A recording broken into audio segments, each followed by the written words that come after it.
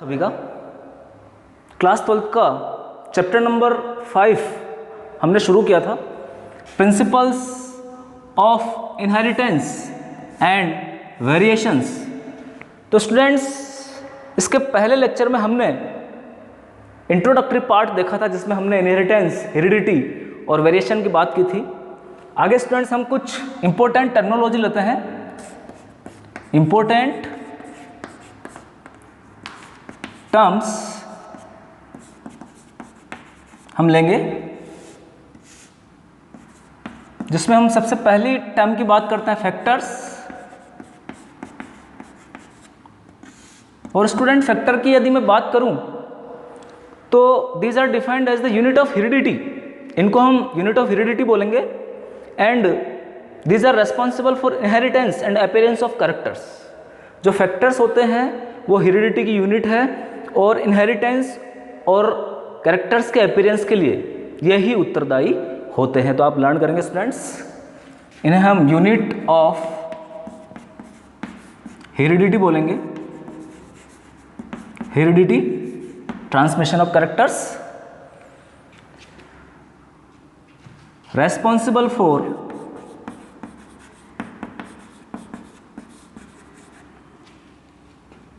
Inheritance. Learn करेंगे आप, जो फैक्टर्स है वो ही इनहेरिटेंस के लिए रेस्पॉन्सिबल पाए जाएंगे। एंड अपीयरेंस ऑफ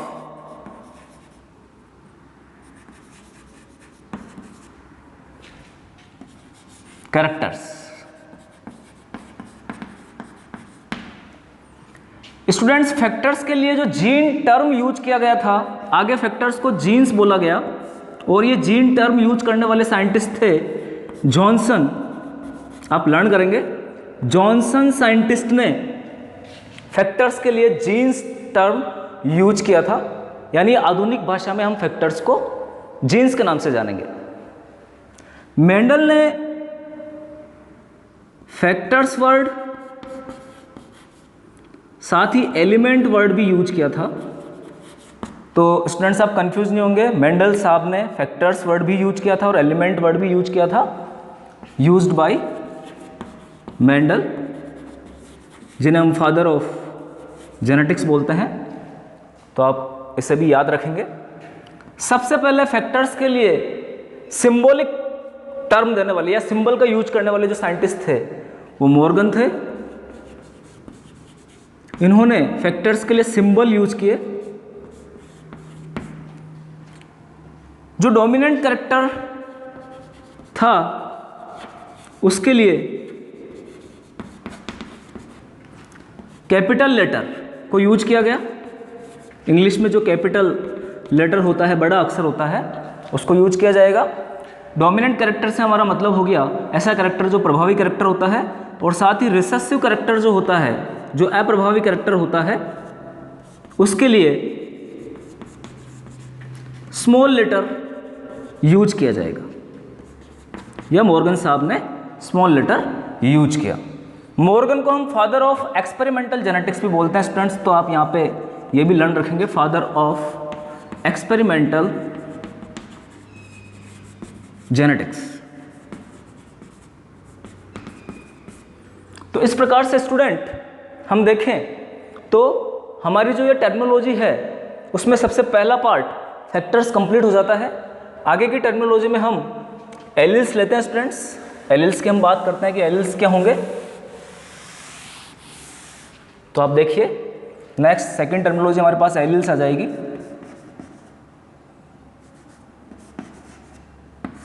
और एलिल्स की यदि मैं बात करूं स्टूडेंट्स तो अल्टरनेटिव फॉर्म्स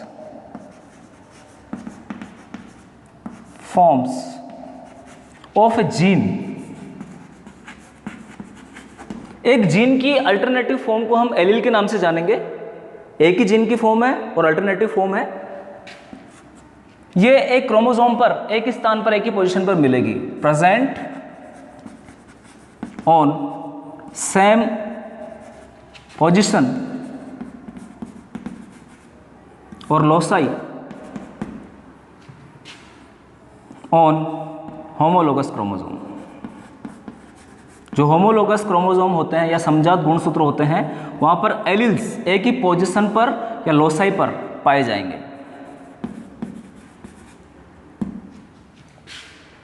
डायग्रामेटिक यदि हम बात करें स्टूडेंट्स कि लोसाई जो है किस प्रकार से क्रोमोसोम पर प्रेजेंट पाए जा सकते हैं, तो आप देखिए, मान लीजिए ये होमोलोगस क्रोमोसोम है और यहाँ पर आपका एक एलील है, दूसरा एलील ये है, तो ये कैपिटल टी और कैपिटल टी की फॉर्म में उपस्थित हो सकता है, या ये कैपिटल टी और स्मॉल टी की फॉर्म में भी हो सकता है, या ये स्मॉल टी और स्मॉल टी की फॉर्म में भी हो सकता है। आगे अभी हम बात करेंगे। जो लॉन्ग प्लांट्स होते हैं उनके लिए हम कैपिटल टी लेंगे और जो ड्वार्फ प्लांट होते हैं उनके लिए हम स्मॉल टी का यूज करेंगे। तो इस प्रकार से स्टूडेंट्स एलील की डिफाइन भी आप अच्छे ढंग से लर्न करेंगे। नेक्स्ट आगे हम बात करते हैं, हमारे पास तीसरी टर्मिनोलॉजी आ जाएगी, होमोजाइगस क्या होता है। होमोजाइगस ऑर्गेनिजम्स कौन से हो जाएंगे? तो students we all know that a zygote is produced by the fusion of two gametes. एक जाइगोट तब बनेगा जब दो गैमेट्स का क्या होगा? फ्यूजन होगा। जाइगोट जो है वो टू गैमेट्स के फ्यूजन से बनेगा। टू गैमेट्स के फ्यूजन होने से यहां पर जाइगोट बनेगा।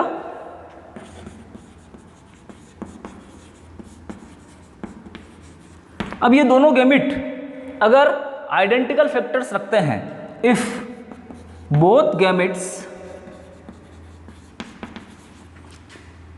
have identical factor, या दोनों गैमेट सेम हैं, डिफरेंट नहीं है, then zygote is known as homozygote. तब हम जाइगोट को होमोजाइगोट बोलेंगे। और ऑर्गेनिज्म को स्टूडेंट्स, जो ऑर्गेनिज्म प्राप्त होगा हम होमोजाइगस कहेंगे। तो आप लर्न करेंगे स्टूडेंट्स, जो जाइगोट मिला है उसे होमोजाइगोट कहा जाएगा और जो ऑर्गेनिज्म मिलेगा उसे हम होमोजाइगस कहेंगे। आगे नेक्स्ट टर्म्स हम लेते हैं, हमारी नेक्स्ट टर्म आ जाएगी हेट्रोजाइगस कंडीशन क्या होती है। नंबर 4 हमारे पास है हेटेरोजाइगस।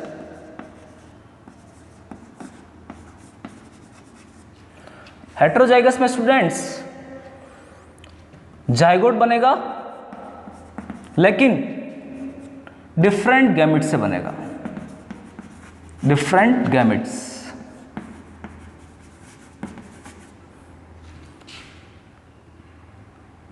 और इन गैमेट्स के पास आइडेंटिकल फैक्टर्स नहीं पाए जाएंगे। तो जो जाइगोट बनेगा उसे हम हेट्रोजाइगोट बोल देंगे, और जो ऑर्गेनिज्म यहां से प्राप्त होगा उसे हम हेट्रोजाइगस ऑर्गेनिज्म कहेंगे। तो आप लर्न करेंगे स्टूडेंट्स कि होमोजाइगस और हेट्रोजाइगस एनिमल्स क्या होते हैं। नेक्स्ट टर्मिनोलॉजी हम देखते हैं, नंबर 5 फिनोटाइप क्या हो जाएगा, इसकी हम बात कर लेते हैं। तो फिनोटाइप की यदि मैं बात करूं स्टूडेंट्स, तो फिनोटाइप से हमारा मतलब हो जाएगा आउटर अपीयरेंस और morphology of an organism for a particular character. Outer जो मॉर्फोलॉजी है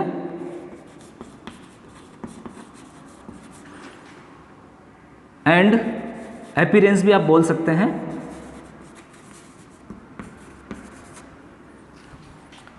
for an individual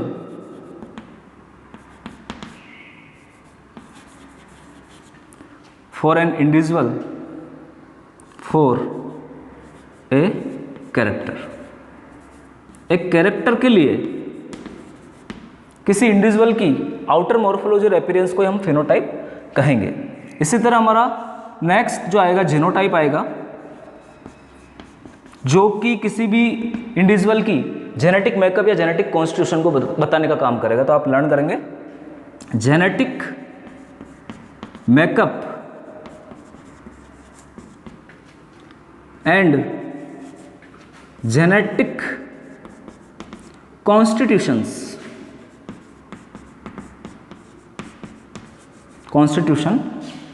of an individual. 4 a character.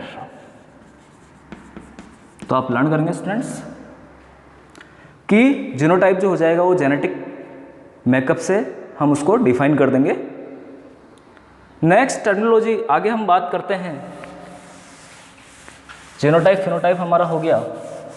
उसके बाद नंबर 7 हमारे पास आएगी टर्म हेमीजाइगस। और हेमीजाइगस टर्म से हमारा क्या मतलब है स्टूडेंट्स, आप लर्न करेंगे जब किसी इंडिविजुअल के पास एक जीन पेयर का केवल एक ही जीन प्रेजेंट है तब उस इंडिविजुअल को हम हेमीजाइगस कहेंगे। When an individual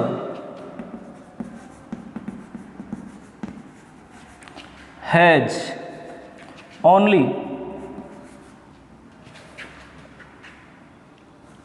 one gene of a pair. जब एक इंडिविजुअल केवल एक जीन रखता है एक पेयर में से तब हम उसको हेमीजाइगस इंडिविजुअल कहेंगे।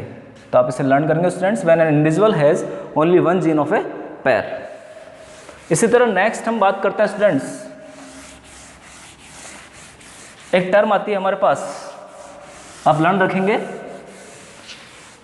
हाइब्रिड विगर क्या होता है, या हेटेरोसिस उसे हम कहेंगे। हाइब्रिड विगर या इसे हम हेटेरोसिस भी कहते हैं। तो इसका मतलब क्या होता है स्टूडेंट्स, तो जो ऑफस्प्रिंग है उसकी सुपीरियरिटी पेरेंट्स के ऊपर मिलेगी उसे हम हाइब्रिड विगर बोलेंगे, है ना। तो superiority of offsprings over parents, parents के ऊपर ऑफस्प्रिंग की जो सुपीरियरिटी है उसे ही हम हाइब्रिड विगर बोलेंगे। हाइब्रिड विगर जो कंडीशन है स्टूडेंट्स वो हेटेरोजाइगोसिटी की वजह से आती है। Hybrid vigour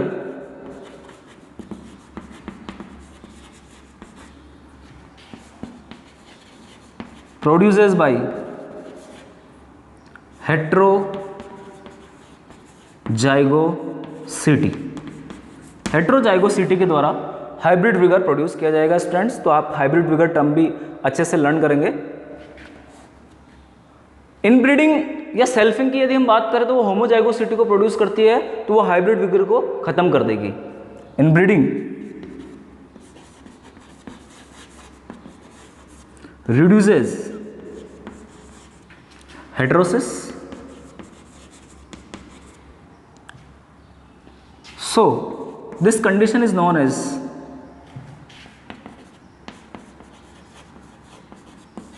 inbreeding depression।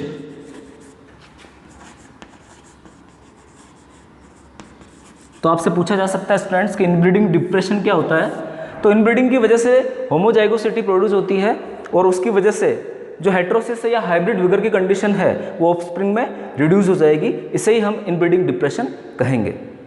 तो स्टूडेंट्स ये कुछ टर्मिनोलॉजी है, आप बहुत ही अच्छे ढंग से इन्हें लर्न करने की कोशिश करेंगे। आगे हम मेंडल साहब के बारे में स्टडी करेंगे नेक्स्ट लेक्चर में। तब तक के लिए धन्यवाद।